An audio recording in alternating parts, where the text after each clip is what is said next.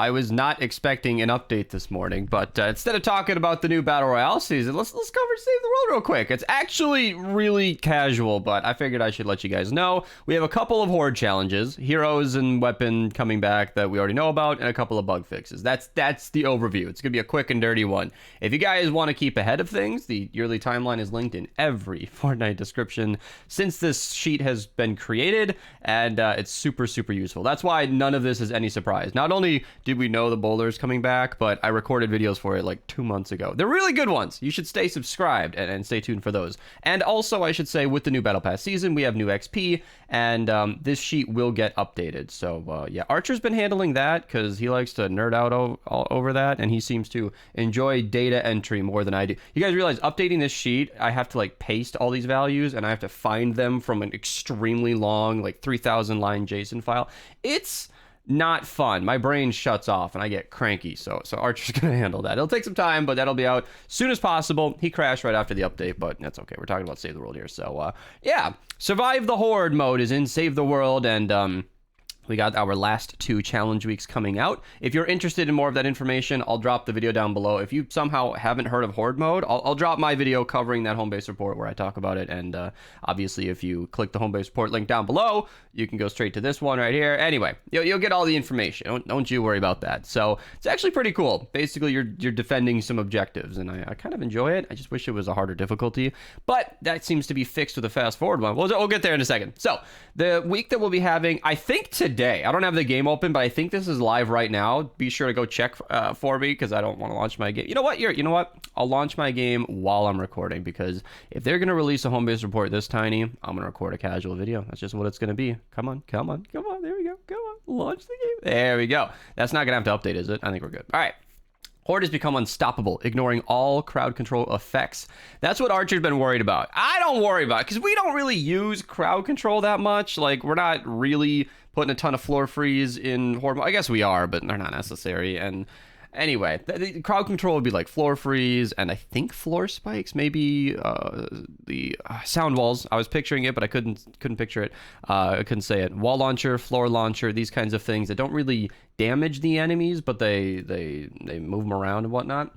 So then we've also got to try to avoid their attacks, as they now leave a lingering damage effect, so they afflict us when they hit us. But to help us out, snipers, ARs, SMGs, shotguns, and pistols will all have a damage increase. Now, that's pretty nice. I mean, like I mentioned, with the current difficulty of Horde mode, highly unnecessary, but pretty nice. Okay, this is probably going to take a little bit of a second, and it's probably going to cue like a cinematic that I don't care about for the new season. I'm just hoping this will be a frictionless game launch. Oh gosh, please don't launch. Okay, yeah, I don't care. I've been so out of touch with BR, and I don't even lie about it. I kind of want to watch that on my own time later, but not right this second. How did I reach level 1? Am I already did get the battle pass? Okay, yeah. Somebody gifts me the battle pass every single season. I really appreciate that. I haven't actually bought the battle pass for like 10 seasons in a row. I never ever ask anybody to do it, but anyway, I have really nice fans, and you guys are super cool to me. Yeah, there we go. Unflappable Husks is in the game, so now we know for sure. You know what? Might be casual, but I'm not being lazy. I feel good about it. All right, so we'll be doing extra damage with basically every ranged weapon beside launchers. That is so cool. That's really strong. And then traps have become more lethal. I don't know what that means. I assume that's just a damage bonus. Use your newfound power to keep the Horde at bay. Yeah, so traps and all of our weapons will do more damage, which is interesting. It's ironic because that's like the opposite of what I was asking for. I mean, they were already planning this before Horde mode even launched, so this is not a response to our feedback. The waves of enemies are coming faster than ever. This means you'll have less time to build and gather supply drops. I love that, because anybody who's watched all of my Horde mode videos will know that I cannot stop talking about how much time there is in between waves. Because in Frost Knight, when it's a harder difficulty, you need that time to prep. You really need to get ready for the next wave. In Horde mode, the end phase enemies. So I'm a high level player. I'm always playing in the end game. My team has always been like a boosted power level that is higher than the final wave. So the whole time we're fighting husks that are actually weaker than us. And that means that I don't need 2.5 minutes to prepare the mission. I just don't. That's not necessary.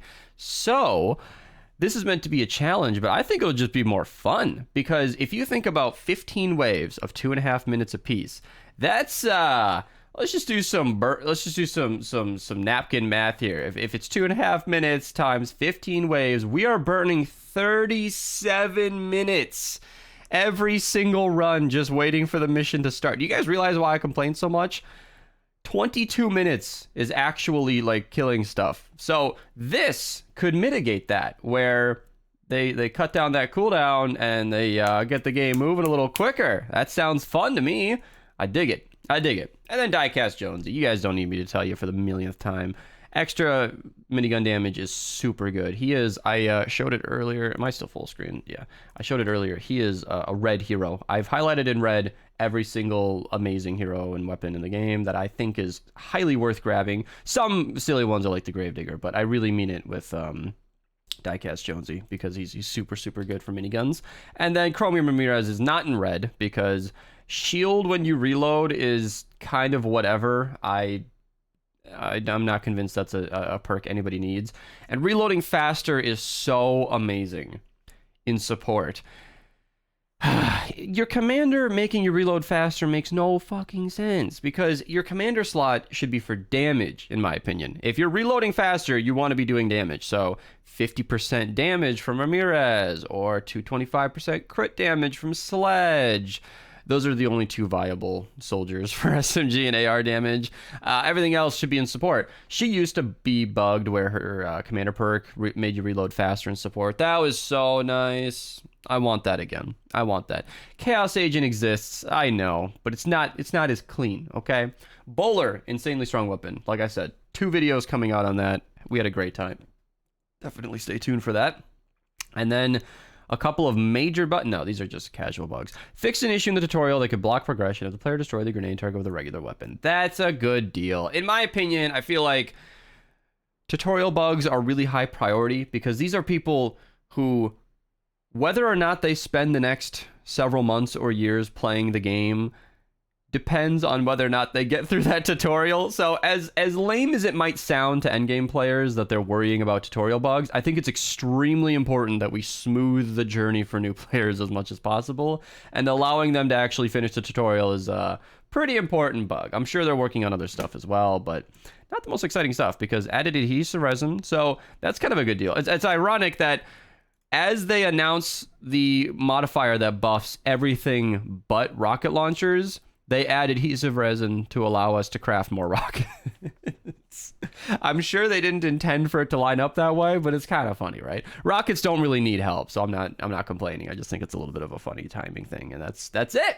That's the whole update. We got a couple of modifiers, weapons and heroes weapon and heroes we already knew about, and that's pretty much it. I'm sure we'll get like a proper update down the line, but this should pretty much guide us to the end of the season, actually, because if you think about it, the Bowler is, I think, the last thing to come out this season. So the next thing we'll be talking about is the new Venture season on June 21st. So if you guys haven't finished Ventures, you might want to go do that.